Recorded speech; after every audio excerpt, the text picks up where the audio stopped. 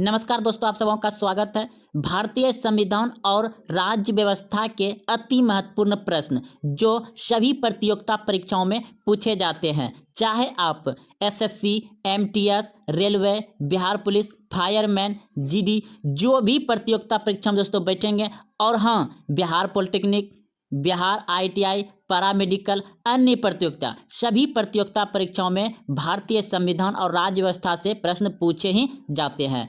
तो शुरू से एकदम प्रश्न को समझेंगे और याद रखेंगे। तो चलते हैं पहले प्रश्न की ओर। आप देख रहे हैं स्क्रीन पर, संविधान सभा की प्रथम बैठक कब हुई थी? संविधान सभा की प्रथम बैठक कब हुई थी? तो इस प्रश्न का उत्तर आप सभी सोच सकते हैं। बहुत ही आसान प्रश्न है और यह संविधान का पहला प्रश्न है। तो 9 दिसंबर 1946 को संविधान सभा की प्रथम बैठक हुई थी। याद रखिएगा, संविधान सभा की प्रथम बैठक कब हुई थी? 9 दिसंबर 1946 ईस्वी को संविधान सभा की प्रथम बैठक हुई थी। अगला प्रश्न देखिए। प्रश्न है, संविधान सभा के अस्थायी अध्यक्ष के रूप में किसे नियुक्त किया गया था? प्रश्न है, संविधान सभा के अस्थायी अध्यक्ष के रूप में किसे नियुक्त किया गया था? तो इस प्रश्न का उत्तर होगा आपका ऑप्शन नंबर बी, बिल्कुल सही है, डॉक्टर सच्चिदानंद सिन्हा को। याद रखिएगा, संविधान सभा में अस्थायी यानी कि अस्थायी अध्यक्ष के रूप में किसे नियुक्त किया गया था? डॉक्टर सच्चिदानंद सिन्हा को। अगला प्रश्न है, प्रारूप समिति के अध्यक्ष थे, प्रारूप समिति के अध्यक्ष थे तो डॉक्टर भीमराव अंबेडकर। याद रखिएगा, प्रारूप समिति के अध्यक्ष कौन थे? डॉक्टर भीमराव अंबेडकर। अगला प्रश्न देखिए, संविधान सभा के अस्थायी अध्यक्ष के थे। तो प्रश्न है, संविधान सभा के अस्थायी अध्यक्ष थे तो कौन थे? तो इस प्रश्न का उत्तर होगा आपका ऑप्शन नंबर सी, बिल्कुल सही है, डॉक्टर राजेंद्र प्रसाद। याद रखिएगा, संविधान सभा के अस्थायी अध्यक्ष कौन थे? डॉक्टर राजेंद्र प्रसाद। और वो अस्थायी अध्यक्ष कौन थे? सच्चिदानंद सिन्हा। तो इस प्रश्न का उत्तर आप समझ गए, अच्छे से याद रखिएगा, संविधान सभा के अस्थायी अध्यक्ष डॉक्टर राजेंद्र प्रसाद। अगला प्रश्न देखिए, संविधान सभा ने अंतिम रूप से संविधान को कब पारित कर दिया? प्रश्न है, संविधान सभा ने अंतिम रूप से संविधान को कब पारित कर दिया? तो इस प्रश्न का उत्तर होगा आपका ऑप्शन नंबर ए, बिल्कुल सही है, 26 जनवरी 1950 ईस्वी को अंतिम रूप दिया और 26 जनवरी 1950 को ही भारतीय संविधान का लागू हुआ था। तो चलते अगले प्रश्न की ओर। प्रश्न को अच्छे समझ गए होंगे और याद भी हो गए होंगे। अगला प्रश्न देखिए, कह रहा है 6 नंबर प्रश्न, भारतीय संविधान किस दिन से पूर्णतः लागू हुआ? भारतीय संविधान किस दिन से पूर्णतः लागू हुआ? तो इस प्रश्न का उत्तर आप सभी भी जानते हैं अच्छे से कि 26 जनवरी 1950 ईस्वी को भारतीय संविधान पूर्ण रूप से लागू हुआ और अंतिम रूप भी इसी दिन किया गया था।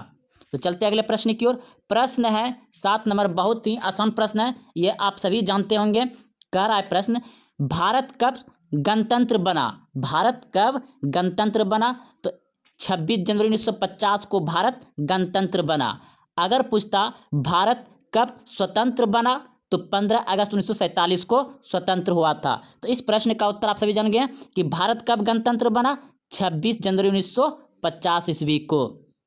अगला प्रश्न देखिए, भारतीय संविधान के किस भाग को उसकी आत्मा की संज्ञा दी गई है? भारतीय संविधान के किस भाग को उसकी आत्मा की संज्ञा दी गई है? तो इस प्रश्न का उत्तर होगा आपका ऑप्शन नंबर सी, बिल्कुल सही है, प्रस्तावना को आत्मा की संज्ञा दी गई है संविधान में। अगला प्रश्न देखिए, प्रश्न है, संविधान सभा ने राष्ट्रीय गान को कब स्वीकार किया?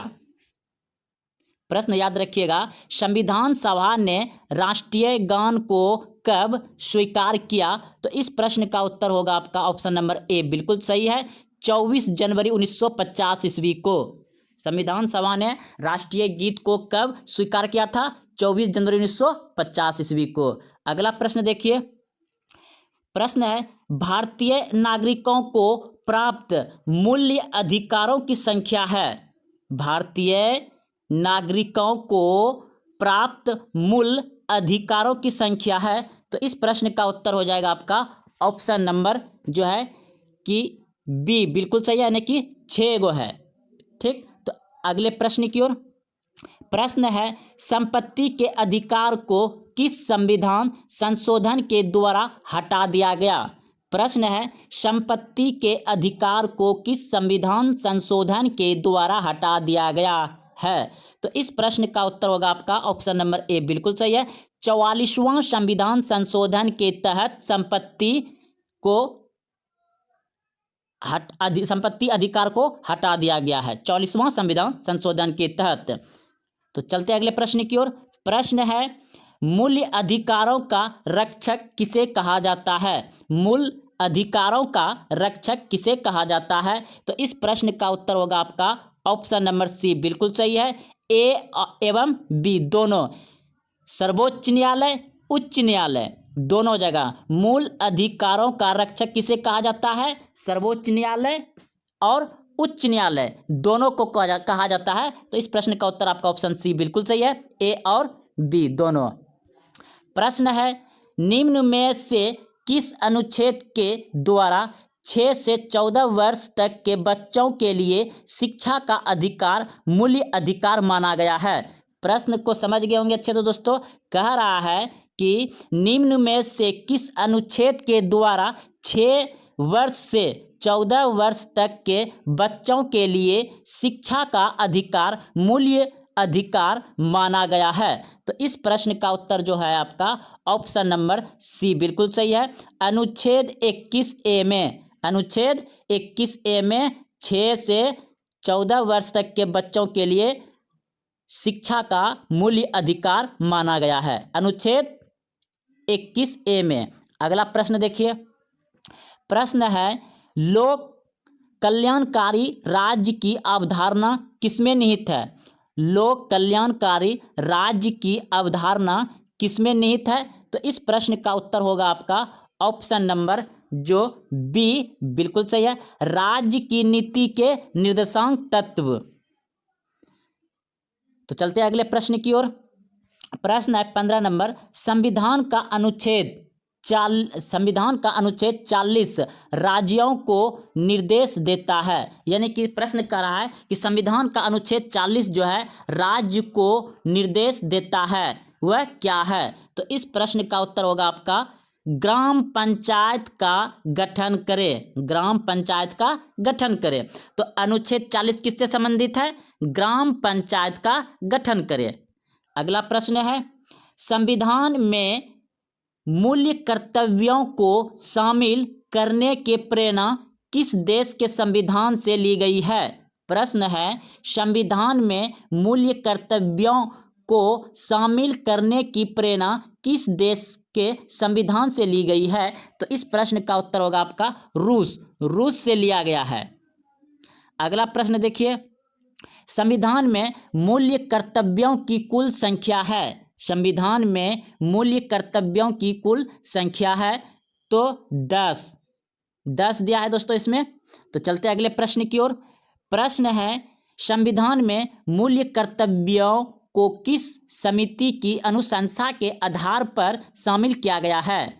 प्रश्न है, संविधान में मूल्य कर्तव्यों को किस समिति की अनुशंसा के आधार पर शामिल किया गया है? तो इस प्रश्न का उत्तर होगा स्वर्ण सिंह समिति। तो संविधान में मूल्य कर्तव्य को किस समिति की अनुशंसा के आधार पर शामिल किया गया है? याद रखिएगा, स्वर्ण सिंह समिति। अगला प्रश्न देखिए। प्रश्न है, भारतीय संघ की शक्ति किसमें निहित है? भारतीय संघ की शक्ति किसमें निहित है? तो इस प्रश्न का उत्तर होगा आपका राष्ट्रपति। याद रखिएगा, भारतीय संघ की शक्ति किसमें निहित है? राष्ट्रपति में। अगला प्रश्न है, राष्ट्रपति के निर्वाचक मंडल में शामिल है, राष्ट्रपति के निर्वाचक मंडल में शामिल है। तो इस प्रश्न का उत्तर होगा आपका ऑप्शन नंबर सी। थोड़ा क्वेश्चन को आगे बढ़ा देते हैं। संसद के दोनों सदन के निर्वाचित सदस्य तथा राज्य की विधानसभा के निर्वाचित सदस्य। याद रखिएगा, प्रश्न को छोटा कर देते हैं और थोड़ा समझिएगा दोस्तों, ऑप्शन बहुत बड़ा है। तो प्रश्न था आपका कि राष्ट्रपति के निर्वाचित मंडल में शामिल है, तो क्या है, संसद के दोनों सदन के निर्वाचित सदस्य तथा राज्यों की विधानसभा के निर्वाचित। ये रहा आपका ऑप्शन नंबर सी, बिल्कुल सही है। तो चलते हैं अगले प्रश्न की ओर। प्रश्न है, राष्ट्रपति के कार्यकाल की अवधि है, राष्ट्रपति के कार्यकाल की अवधि है, तो इस प्रश्न का उत्तर जो होगा आपका ऑप्शन नंबर बी बिल्कुल सही है। आप सभी भी जानते हैं कि राष्ट्रपति के कार्यकाल कितना होता है, तो 5 वर्ष का होता है। अगले प्रश्न की ओर। प्रश्न है, राष्ट्रपति पद के चुनाव के लिए कौन सी विधि अपनाई जाती है? राष्ट्रपति पद के चुनाव के लिए कौन सी विधि अपनाई जाती है? तो इस प्रश्न का उत्तर होगा आपका, इस प्रश्न का उत्तर हो जाएगा उपयुक्त सभी, उपयुक्त सभी। याद रखिएगा, राष्ट्रपति पद के चुनाव के लिए कौन सी विधि अपनाई जाती है? तो अनुपातिक प्रतिनिधित्व, एकल संक्रमणित और प्रत्यक्ष मतदान, उपयुक्त सभी इसका आंसर होगा। तो चलते हैं अगले प्रश्न की ओर। प्रश्न है, निर्वाचन चुने जाने वाले राष्ट्रपति हैं, प्रश्न था निर्विरोध चुने जाने वाला राष्ट्रपति है। निर्विरोध यानी उसका विरोधी कोई नहीं था, तो निर्विरोध चुने जाने वाला राष्ट्रपति है। कौन है वह राष्ट्रपति है आपका नीलम संजीव रेड्डी। नीलम संजीव रेड्डी जब राष्ट्रपति के लिए खड़े हुए थे तो उसके विरोध में कोई नहीं था, इसलिए इसे निर्विरोध चुने जाने वाले राष्ट्रपति कहा गया। नीलम संजीव रेड्डी यह निर्विरोध राष्ट्रपति था। अगला प्रश्न है, राष्ट्रपति पर महाभियोग का आरोप संसद के किस सदन द्वारा लगाया जाता है?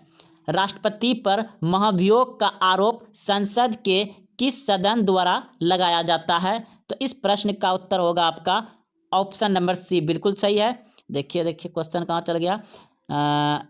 संसद के किसी भी सदन द्वारा राष्ट्रपति पर महाभियोग लगाया जा सकता है। अगला प्रश्न है, भारतीय सेनाओं का सर्वोच्च सेनापति कौन होता है? भारतीय सेनाओं का सर्वोच्च सेनापति कौन होता है? तो इस प्रश्न का उत्तर होगा आपका ऑप्शन नंबर ए, बिल्कुल सही है, राष्ट्रपति। यानी तीनों सेना, जल सेना, वायु सेना और थल सेना का सर्वोच्च कौन होता है? राष्ट्रपति होता है। प्रश्न है, भारतीय संविधान के अनुसार संघ की कार्यपालिका शक्ति किसमें निहित है? भारतीय संविधान के अनुसार संघ की कार्यपालिका शक्ति किसमें निहित है? तो इस प्रश्न का उत्तर हो जाएगा आपका ऑप्शन नंबर ए, बिल्कुल सही है, राष्ट्रपति में। याद रखिएगा, भारतीय संविधान के अनुसार संघ की कार्यपालिका शक्ति किसमें निहित है? तो राष्ट्रपति में है। ऑप्शन नंबर ए सही है। अगला प्रश्न है, उपराष्ट्रपति के निर्वाचक मंडल में शामिल है। उपराष्ट्रपति के निर्वाचक मंडल में शामिल है, तो इस प्रश्न का उत्तर हो जाएगा आपका ऑप्शन नंबर सी, बिल्कुल सही है, राज्यसभा एवं लोकसभा के सदस्य उपराष्ट्रपति के निर्वाचक मंडल में शामिल होते हैं। कौन कौन शामिल होते हैं? राज्यसभा एवं लोकसभा के सदस्य। ऑप्शन नंबर सी सही है। अगला प्रश्न देखिए, राष्ट्रपति राज्यसभा में कितने सदस्य को मनोनीत करता है? राष्ट्रपति राज्यसभा में कितने सदस्यों को मनोनीत करता है? तो इस प्रश्न का उत्तर हो जाएगा आपका ऑप्शन नंबर ए, बिल्कुल सही है, 12 सदस्य को। याद रखिएगा, राष्ट्रपति राज्यसभा में कितने सदस्य को मनोनीत करता है? 12 सदस्य को मनोनीत करता है। अगला प्रश्न है, भारतीय संसद के ऊपरी सदन को कहा जाता है? भारतीय संसद के ऊपरी सदन को कहा जाता है, तो इस प्रश्न का उत्तर होगा आपका राज्यसभा को ऊपरी सदन कहा जाता है। भारतीय संसद के ऊपरी सदन को क्या कहा जाता है? राज्यसभा। और अगला प्रश्न है, प्रधानमंत्री की नियुक्ति कौन करता है? प्रधानमंत्री की नियुक्ति कौन करता है? तो इस प्रश्न का उत्तर हो जाएगा राष्ट्रपति करता है। प्रधानमंत्री की नियुक्ति कौन करता है? राष्ट्रपति करता है। अगला प्रश्न देखिए, यदि प्रधानमंत्री या कोई अन्य मंत्री सदन का सदस्य नहीं है तो उसे पद पर बने रहने के लिए कितने दिनों के अंदर संसद का सदस्य बनना आवश्यक है? प्रश्न को समझ लिए होंगे। यदि प्रधानमंत्री या कोई अन्य मंत्री सदन का सदस्य नहीं है तो उसे पद पर बने रहने के लिए कितने दिनों के अंदर संसद का सदस्य बनना आवश्यक है? तो इस प्रश्न का उत्तर होगा 6 माह के लिए। ऑप्शन नंबर बी सही है। अगला प्रश्न है, मंत्रिपरिषद सामूहिक रूप से किसके प्रति उत्तरदायी है? मंत्रिपरिषद सामूहिक रूप से किसके प्रति उत्तरदायी है? तो इस प्रश्न का उत्तर होगा आपका लोकसभा के। लोकसभा के उत्तरदायी है। प्रश्न एक बार फिर से पढ़ देते हैं। मंत्रिपरिषद सामूहिक रूप से किसके प्रति उत्तरदायी है? तो इस प्रश्न का उत्तर जो होगा आपका ऑप्शन नंबर सी बिल्कुल सही है, लोकसभा के। अगला प्रश्न देखिए, लोकसभा की अधिकतम सदस्य संख्या हो सकती है। लोकसभा की अधिकतम सदस्य संख्या हो सकती है। तो लोकसभा की अधिकतम संख्या कितना हो सकता है? 552। ऑप्शन नंबर डी बिल्कुल सही है। अगले प्रश्न की ओर। प्रश्न है, राज्यसभा की अधिकतम सदस्य संख्या है। राज्यसभा की अधिकतम सदस्य संख्या है। तो इस प्रश्न का उत्तर होगा 250। राज्यसभा की अधिकतम सदस्य संख्या कितना हो सकता है? 250। अगला प्रश्न है, किसी विधायक को धन विधायक के रूप में कौन प्रमाणित करता है? किसी विधायक को धन विधायक के रूप में कौन प्रमाणित करता है? तो इस प्रश्न का उत्तर हो जाएगा लोकसभा के अध्यक्ष। याद रखिएगा, लोकसभा के अध्यक्ष किसी विधायक को धन विधायक के रूप में प्रमाणित करता है, लोकसभा अध्यक्ष। अगला प्रश्न है, केंद्र सरकार का प्रथम विधि अधिकारी कौन होता है? केंद्र सरकार का प्रथम विधि अधिकारी कौन होता है? तो इस प्रश्न का उत्तर हो जाएगा महान्यवादी। महान्यवादी। ऑप्शन नंबर सी बिल्कुल सही है।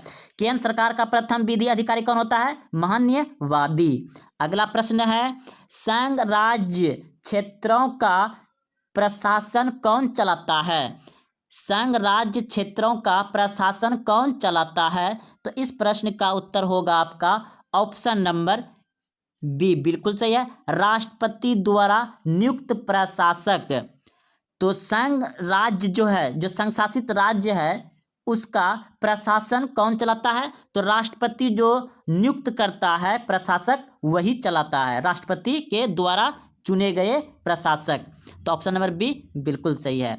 अगला प्रश्न है, भारत के प्रथम राष्ट्रपति थे? बहुत ही अच्छे प्रश्न है।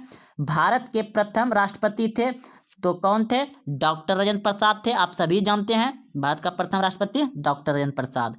अगला प्रश्न है, स्वतंत्र भारत के पहले भारतीय गवर्नर जनरल थे? स्वतंत्र भारत के पहले भारतीय गवर्नर जनरल थे तो कौन थे?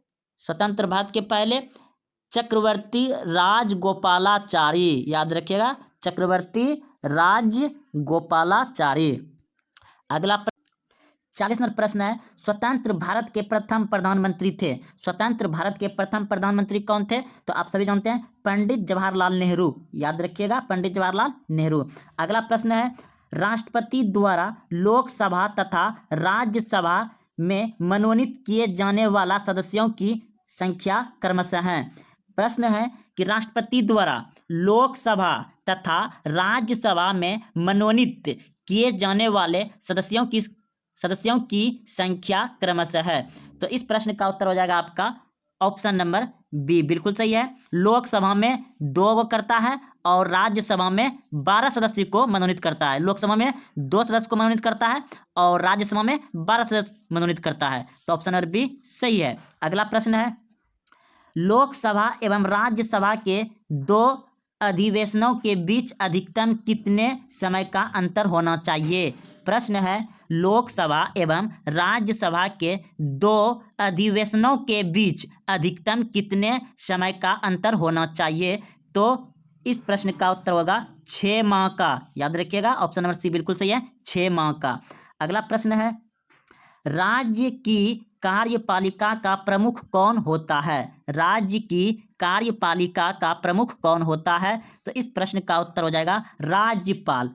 कौन होता है? राज्यपाल। राज्य की कार्यपालिका का प्रमुख कौन होता है? राज्यपाल। अगला प्रश्न है, संविधान के अनुसार विधानसभा के सदस्यों की अधिकतम संख्या है। संविधान के अनुसार विधानसभा के सदस्यों की अधिकतम संख्या है। तो इस प्रश्न का उत्तर हो जाएगा आपका 500। ऑप्शन नंबर ए बिल्कुल सही है। याद रखिएगा, संविधान के अनुसार विधानसभा के सदस्यों की अधिकतम संख्या कितना होता है? 500।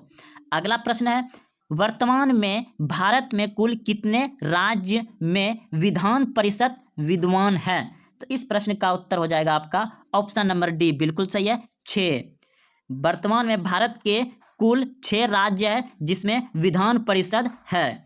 अगला प्रश्न है, राज्य का मंत्रिमंडल सामूहिक रूप से किसके प्रति उत्तरदायी होता है? राज्य का मंत्रिमंडल सामूहिक रूप से किसके प्रति उत्तरदायी होता है? तो इस प्रश्न का उत्तर होगा आपका ऑप्शन नंबर ए बिल्कुल सही है, विधानसभा के। अगला प्रश्न है, विधानसभा के वर्ष में कम से कम कितने अधिवेशन होना अनिवार्य है? विधानसभा के वर्ष में कम से कम कितने अधिवेशन होना अनिवार्य है? तो इस प्रश्न का उत्तर हो जाएगा 2 बार, कम से कम 2 बार होना अनिवार्य है। प्रश्न है, किस राज्य में विधानसभा सदस्यों की संख्या सर्वाधिक है? किस राज्य में विधानसभा सदस्यों की संख्या सर्वाधिक है? तो इस प्रश्न का उत्तर हो जाएगा आपका ऑप्शन नंबर बी बिल्कुल सही है, उत्तर प्रदेश। अगला प्रश्न है, जम्मू कश्मीर राज्य को किस अनुच्छेद के अंतर्गत विशेष राज्य का दर्जा प्राप्त है? तो यह प्रश्न का उत्तर जो होगा आपका ऑप्शन नंबर सी बिल्कुल सही है, अनुच्छेद 370 के तहत। लेकिन अब इसे हटा करके भारत का राज्य बना दिया गया है, जिसे संघ शासित राज्य भी कहा जाता है। अब ये 370 अनुच्छेद नहीं रहा और 370 अनुच्छेद के तहत जम्मू कश्मीर को विशेष दर्जा का प्राप्त था, अब इसे खत्म कर दिया गया। अगला प्रश्न है, भारत का नियंत्रक एवं महालेख परीक्षक किसके द्वारा नियुक्त किया जाता है? तो इस प्रश्न का उत्तर होगा आपका राष्ट्रपति द्वारा। याद रखिए, भारत का नियंत्रक एवं महालेख परीक्षक किसके द्वारा नियुक्त किया जाता है? तो राष्ट्रपति द्वारा किया जाता है। अगला प्रश्न है, भारत का सर्वोच्च न्यायालय कहाँ अवस्थित है? भारत का सर्वोच्च न्यायालय कहाँ अवस्थित है? तो नई दिल्ली में है। ऑप्शन नंबर ए सही है। अगला प्रश्न है, भारत के सर्वोच्च न्यायालय में न्यायाधीशों की कुल संख्या है? भारत के सर्वोच्च न्यायालय में न्यायाधीशों की कुल संख्या है? तो इस प्रश्न का उत्तर होगा आपका ऑप्शन नंबर सी बिल्कुल सही है, 31। याद रखिएगा, 31। भारत के सर्वोच्च न्यायालय में न्यायाधीशों की कुल संख्या कितना है? 31। अगला प्रश्न है, सर्वोच्च न्यायालय के मुख्य न्यायाधीश की नियुक्ति कौन करता है? सर्वोच्च न्यायालय के मुख्य न्यायाधीश की नियुक्ति कौन करता है? तो इस प्रश्न का उत्तर होगा आपका ऑप्शन नंबर बी बिल्कुल सही है, राष्ट्रपति। याद रखिएगा, सर्वोच्च न्यायालय के मुख्य न्यायाधीश की नियुक्ति कौन करता है? राष्ट्रपति करता है।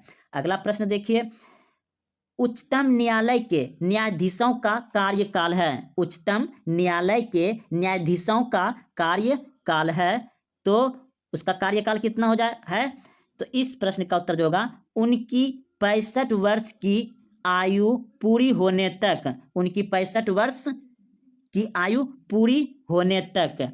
ऑप्शन नंबर डी सही है।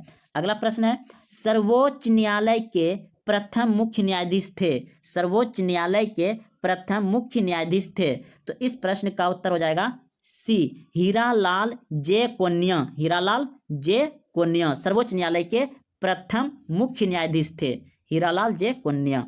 अगला प्रश्न है, वर्तमान में भारत में सर्वोच्च न्यायालय की कुल संख्या है? वर्तमान में भारत में उच्च न्यायालय, सॉरी दोस्तों, प्रश्न है वर्तमान में भारत में उच्च न्यायालयों की कुल संख्या है। तो भारत में वर्तमान में उच्च न्यायालय की कुल संख्या कितना है? 21। याद रखिएगा, 21 उच्च न्यायालय है वर्तमान में भारत में। अगला प्रश्न है, उच्च न्यायालय के मुख्य न्यायाधीश की नियुक्ति कौन करता है? तो राष्ट्रपति करता है। ऑप्शन नंबर बी सही है। उच्च न्यायालय के मुख्य न्यायाधीशों की नियुक्ति कौन करता है? राष्ट्रपति। अगला प्रश्न है, उच्च न्यायालय के न्यायाधीशों के कार्यकाल की सीमा है? उच्च न्यायालय के न्यायाधीशों के कार्यकाल की उच्च सीमा है? तो इस प्रश्न का उत्तर जो होगा आपका ऑप्शन नंबर सी बिल्कुल सही है। अपनी उम्र के 62 वर्ष पूरा होने तक, अपनी उम्र की 62 वर्ष पूरा होने तक। प्रश्न 59 नंबर, निम्नलिखित में से किस उच्च न्यायालय की आधिकारिकता सर्वाधिक क्षेत्र पर है? तो इस प्रश्न का उत्तर जो होगा आपका ऑप्शन नंबर सी बिल्कुल सही है, गुवाहाटी में। अगला प्रश्न है, किस उच्च न्यायालय में सर्वाधिक संख्या में न्यायाधीश कार्यरत है? तो इस प्रश्न का उत्तर हो जाएगा आपका ऑप्शन नंबर बी बिल्कुल सही है, इलाहाबाद में। किस उच्च न्यायालय में सर्वाधिक संख्या में न्यायाधीश कार्यरत है, यानी कार्य कर रहा है? तो इलाहाबाद उच्च न्यायालय में ज़्यादा न्यायाधीश है। अगला प्रश्न है, संविधान के किस अनुच्छेद के द्वारा राष्ट्रपति को सर्वोच्च न्यायालय से परामर्श मांगने का अधिकार प्राप्त है? प्रश्न है, संविधान के किस अनुच्छेद के द्वारा राष्ट्रपति को सर्वोच्च न्यायालय से परामर्श मांगने का अधिकार प्राप्त है? तो इस प्रश्न का उत्तर होगा आपका अनुच्छेद 143, अनुच्छेद 143। अगला प्रश्न है, निम्न में से किस केंद्र शासित प्रदेश का अपना उच्च न्यायालय है? निम्न में से किस केंद्र शासित प्रदेश का अपना उच्च न्यायालय है? तो इसमें आपका इनमें से कोई नहीं होगा। अगला प्रश्न है, राष्ट्रपति राष्ट्रीय आपातकाल की उद्घोषणा निम्न में से किन स्थितियों में कर सकता है? राष्ट्रपति राष्ट्रीय आपातकाल की उद्घोषणा निम्न में से किन स्थितियों में कर सकता है? तो इस प्रश्न का उत्तर हो जाएगा आपका ऑप्शन नंबर डी, इनमें सभी। युद्ध के समय, बाह्य आक्रमण के समय या सशस्त्र विद्रोह के समय। यानी कि अगर कोई बाहर से भी आक्रमण करता है तो उस समय राष्ट्रपति आपातकाल घोषणा कर सकता है, युद्ध के समय और सशस्त्र विद्रोह के समय। तो सभी इस प्रश्न का उत्तर था। अगला प्रश्न है, भारत में अब तक कितनी बार राष्ट्रीय आपदा की घोषणा की जा चुकी है? प्रश्न कर रहा है कि भारत में अब तक कितनी बार राष्ट्रीय आपदा की घोषणा की जा चुकी है? तो इस प्रश्न का उत्तर हो जाएगा 3 बार। 3 बार अब तक किया गया है। अगला प्रश्न है, भारत में राष्ट्रपति किस अनुच्छेद के अंतर्गत देश में राष्ट्रीय आपदा की घोषणा करता है? यानी कि प्रश्न कर रहा है कि भारत में राष्ट्रपति आपातकाल की घोषणा कब करता है, यानी किस अनुच्छेद से करता है? तो इस प्रश्न का उत्तर हो जाएगा आपका अनुच्छेद 352 के तहत राष्ट्रपति आपातकाल की घोषणा करता है। अगला प्रश्न है, संविधान के किस अनुच्छेद के आधार पर राज्यों में संवैधानिक तंत्र की विलुप्तता पर राष्ट्रपति शासन लगाया जा सकता है? अब प्रश्न कह रहा है कि किसी भी राज्य में राष्ट्रपति शासन किस अनुच्छेद के द्वारा लगाया जा सकता है? तो अनुच्छेद 356 के द्वारा राष्ट्रपति शासन लगाया जा सकता है। और भारत में सबसे पहला बार किस राज्य में राष्ट्रपति शासन लगा है? पंजाब में 1975 में शायद। अगला प्रश्न है, राज्यों में राष्ट्रपति शासन की अधिकतम अवधि क्या है? जब राष्ट्रपति शासन लग जाए तो अधिकतम कितने समय तक रह सकता है? तो इस प्रश्न का उत्तर हो जाएगा 3 वर्ष तक रह सकता है अधिकतम राष्ट्रपति शासन। अगला प्रश्न है, संविधान के किस अनुच्छेद के आधार पर देश में वित्तीय आपदा की घोषणा की जा सकती है? तो इस प्रश्न का उत्तर हो जाएगा आपका ऑप्शन नंबर सी बिल्कुल सही है, अनुच्छेद 307। संविधान के किस अनुच्छेद के आधार पर देश में वित्तीय आपदा की घोषणा की जा सकती है? याद रखिएगा, ये वित्तीय आपदा है जो 360 अनुच्छेद के तहत लगता है। अगला प्रश्न है, संसद द्वारा अनुमोदन के बाद किसी राज्य में राष्ट्रपति शासन एक बार में कितने समय तक के लिए लागू किया जा सकता है? तो इस प्रश्न का उत्तर होगा आपका ऑप्शन नंबर सी, बिल्कुल सही है, 6 माह के लिए। 6 माह के लिए। राज्य में राष्ट्रपति शासन लगाने की स्थिति में कितने दिन के अंदर उसकी संसद से स्वीकृति आवश्यक है? प्रश्न करा है कि राज्य में राष्ट्रपति शासन लगाने की स्थिति में कितने दिनों के अंदर उसकी संसद से स्वीकृति आवश्यक है? तो इस प्रश्न का उत्तर हो जाएगा आपका 60 दिन। 60 दिन के अंदर। प्रश्न है, दल बदल से संबंधित कानून का उल्लेख किस अनुसूची में है? दल बदल से संबंधित कानून का उल्लेख किस अनुसूची में है? तो इस प्रश्न का उत्तर होगा आपका ऑप्शन नंबर सी, बिल्कुल सही है, 10वीं अनुसूची में। 10वीं अनुसूची में दल बदल संबंधित कानून है। अगला प्रश्न है, संविधान द्वारा कितनी भाषाओं को मान्यता प्रदान की गई है? प्रश्न है, संविधान द्वारा कितनी भाषाओं को मान्यता प्रदान की गई है? तो इस प्रश्न का उत्तर हो जाएगा आपका 22 भाषाओं को। 22 भाषाओं को।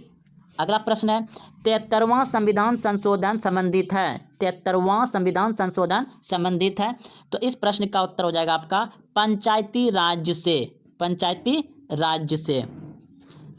प्रश्न है, वित्त आयोग के गठन का प्रावधान किस अनुच्छेद में है? वित्त आयोग के गठन का प्रावधान किस अनुच्छेद में है? तो इस प्रश्न का उत्तर हो जाएगा आपका अनुच्छेद 280। अनुच्छेद 280। अगला प्रश्न है, निम्न में से योजना आयोग का वेतन अध्यक्ष कौन होता है? तो इस प्रश्न का उत्तर हो जाएगा प्रधानमंत्री। योजना आयोग का वेतन अध्यक्ष कौन होता है? प्रधानमंत्री। प्रश्न है, भारत में प्रथम योजना आयोग का गठन कब किया गया था? भारत में प्रथम योजना आयोग का गठन कब किया गया था? तो इस प्रश्न का उत्तर होगा आपका option number B. Option number B बिल्कुल सही है, 15 मार्च 1950 को भारत में प्रथम योजना आयोग का गठन कब किया गया था? 15 मार्च 1950 ईस्वी को। प्रश्न है, राष्ट्रीय विकास परिषद की स्थापना कब की गई? राष्ट्रीय विकास परिषद की स्थापना कब की गई? तो इस प्रश्न का उत्तर होगा आपका ऑप्शन नंबर बी, बिल्कुल सही है, 1952 ईस्वी में। प्रश्न है, भाषा के आधार पर गठित भारत का पहला राज्य है। भाषा के आधार पर गठित भारत का पहला राज्य है। तो इस प्रश्न का उत्तर होगा आपका Andhra Pradesh. Option number C, Andhra Pradesh पहला राज्य है जो कि अपने भाषा पर गठित राज्य हुआ है। प्रश्न है, बलवंत राय मेहता समिति। बलवंत राय मेहता समिति का गठन किया गया था। तो इस प्रश्न का उत्तर होगा आपका पंचायती राज व्यवस्था से। बलवंत राय मेहता समिति का गठन किया गया था पंचायती राज व्यवस्था से। प्रश्न है, भारत में सर्वप्रथम 2 अक्टूबर 1959 को पंचायती राज व्यवस्था का शुभारंभ किया गया, वह कहाँ से शुरू किया गया? प्रश्न है, भारत में सर्वप्रथम 2 अक्टूबर 1959 को पंचायती राज व्यवस्था का शुभारंभ किया गया, यह कहाँ से शुरू हुआ था? तो यह शुरू हुआ था नागौर जिला से, राजस्थान नागौर जिला से शुरू हुआ था पंचायती राज्य। अगला प्रश्न है, स्वतंत्र भारत में प्रथम निर्वाचन आयुक्त थे। स्वतंत्र भारत में प्रथम निर्वाचन आयुक्त थे। तो इस प्रश्न का उत्तर होगा आपका सुकुमार सेन। सुकुमार सेन। प्रश्न है, पहले वित्त आयोग का गठन 1991 ईस्वी में किया गया। इसके अध्यक्ष थे कौन? तो इस प्रश्न का उत्तर हो जाएगा केसी नियोगी। प्रश्न है, पंचायतों के चुनाव हेतु निर्णय लेने का अधिकार किसे प्राप्त है? पंचायतों के चुनाव हेतु निर्णय लेने का अधिकार किसे प्राप्त है? तो इस प्रश्न का उत्तर होगा आपका चुनाव आयोग। पंचायत का चुनाव जो निर्णय लेता है, कौन लेता है? चुनाव आयोग। प्रश्न है, सरकैया आयोग का संबंध है किससे है? तो यह है केंद्र राज्य संबंध से। प्रश्न है, संसद द्वारा देश में सूचना पाने का अधिकार संबंधित विधेयक कब पारित किया गया? संसद द्वारा देश में सूचना पाने का अधिकार संबंधित विधेयक कब पारित किया गया? तो इस प्रश्न का उत्तर हो जाएगा आपका जून 2005 से। तो दोस्तों यह सभी बहुत ही महत्वपूर्ण प्रश्न था भारतीय संविधान और राज्य व्यवस्था से, जो कि सभी प्रतियोगिता परीक्षा में पूछे जाते हैं। अगर आप यहां तक पहुंचे हैं तो इसी तरह से वीडियो दोस्तों विषय आधारित पर प्रतिदिन अपलोड होता है। और आप अभी तक चैनल को सब्सक्राइब नहीं किए तो चैनल को सब्सक्राइब कर लें, घंटी दबा दें, और हाँ, अपने दोस्तों में शेयर जरूर करें, लाइक करें, कमेंट करें आपको कैसा लगा। जय हिंद, जय भारत। मिलते हैं फिर कल एक नए विषय लेकर के।